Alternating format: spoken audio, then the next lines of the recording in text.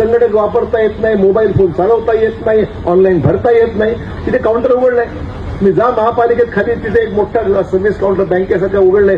जायचं आणि मित्र साहेब मला हे माझा हा प्रॉब्लेम आहे, अर्ज घ्या माझा, मला हे ऑनलाईन द्या, ते पण होईल तुमचं. ज्याला संगणक चालवता येतं, ज्यांना फोन ऑनलाईन चालवता येतो त्याला घर बसल्या मिळणार आहे. आणि ज्यांना काहीच करता येत नाही, अडाणी माणूस आहे, शिकलेला नाही, त्यांना ऑनलाईन जमत नाही, त्यांना महापालिकेमध्ये जाऊन सुद्धा आपला अर्ज देऊन त्या ठिकाणी ती सेवा तत्परतेने उपलब्ध करून देण्याकरता 15 ते 20 माणसं बसून आहेत सकाळी 10 वाजल्यापासून संध्याकाळी 6 वाजेपर्यंत.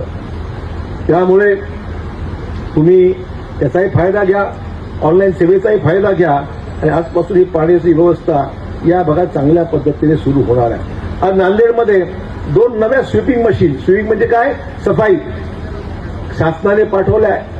राज्यामध्ये देवेंद्र फडणवीस साहेबांचं आपलं सरकार आहे, त्या सरकार नांदेडला अगोदर पाठवल्या. आता नवीन 2 गाड्या अधिकच्या तुम्ही निवडून आणलं म्हणून अधिकच्या 2 गाड्या पाठवून दिल्या. चला, जेवढी मती जास्त तेवढ्या गाड्या जास्त असं ठरलं आमचं. त्यामुळे तुमच्याकडे 2 नवीन गाड्या स्वीपिंग मशीन. रस्त्यावरची घाण खूप माती साठलेली असते, कचरा पडलेला असतो, प्रॉब्लेम आहे, तर त्यासाठी गाडी आणलेली आहे. ती गाडी मी त्यांना म्हणून दिवसा चालवू नका, रात्री चालवा.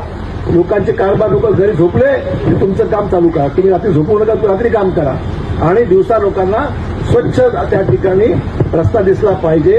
रात्री तुम्ही साफ करायचं आणि लोकांनी घाण सकाळी करायची, असं कार्यक्रम ठरवतो ना. घाण करायची नाही असं म्हणतो, त्यांनी रात्री साफ करायचं, सकाळी तुम्ही कचरा टाकायचं बाहेर, असा कार्यक्रम बंद करा.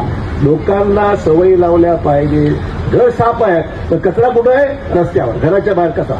आणि मग काय बघा साहेब, महापालिकेचं नेलाच द्या.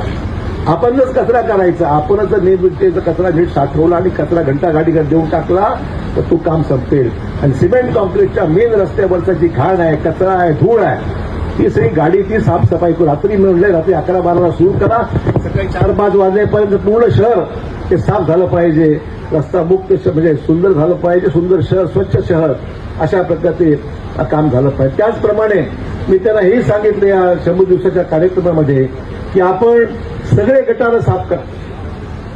या भागातले सगळं हा जो नगर आहे तुमचं, या ठिकाणी पाण्याचा निचरा होत नाही हे लोकांनी मला सांगितलेलं आहे. तुमच्या नवीन कॉलनी झाले, आज कवठ्याच्या परिसरात बऱ्याच मी ठिकाणी जाऊन आलेलो आहे. त्याच्यामुळे साहेब पाणी भरतंय, पाणी या भागात शिरतंय, घरात पाणी येतंय, पाणी बाहेर निचरा होत नाही, हाही प्रश्न आहे. तो आपल्याला बघायचं आहे, त्यात मार्ग काढायचंच आपल्याला. परंतु आपल्याला आता गटारं साफ जर नाही केली तर पाणी गटारातून निचरा होणार नाही आणि त्यामुळे गटारातली घाण, त्याचं पाणी, त्याचं जे काही चिखल, कचरा हे जे काढावं लागतं. एक सक्शनची गाडी आहे, ती गाडी सुद्धा आणलेली आहे. ती ते तुमच्या गटारातलं सगळं घाण सक्शन करणार, त्याचं पाणी जे असेल ते पाणी साफ करून तेच पाणी फ्लश करण्याकरता, गटार साफ करण्याकरता सुद्धा त्याच पाण्याचा उपयोग होऊ शकतो. अशा प्रकारची रिसायकलिंगची सोय सुद्धा त्या नवीन वाहनामध्ये आहे. आणि त्यामुळे आज जवळपास 3-4 नवीन वाहनं ही नांदेड शहराला महाराष्ट्र सरकारतर्फे, आपल्या सरकारतर्फे देण्यात आलेली आहे. नांदेड शहर स्वच्छ करण्याकरता, गटार स्वच्छ करण्याकरता आणि आज पाण्याचा हा नवीन प्रयोग या ठिकाणी 24/7 ही सुरुवात आपली होत आहे. आणि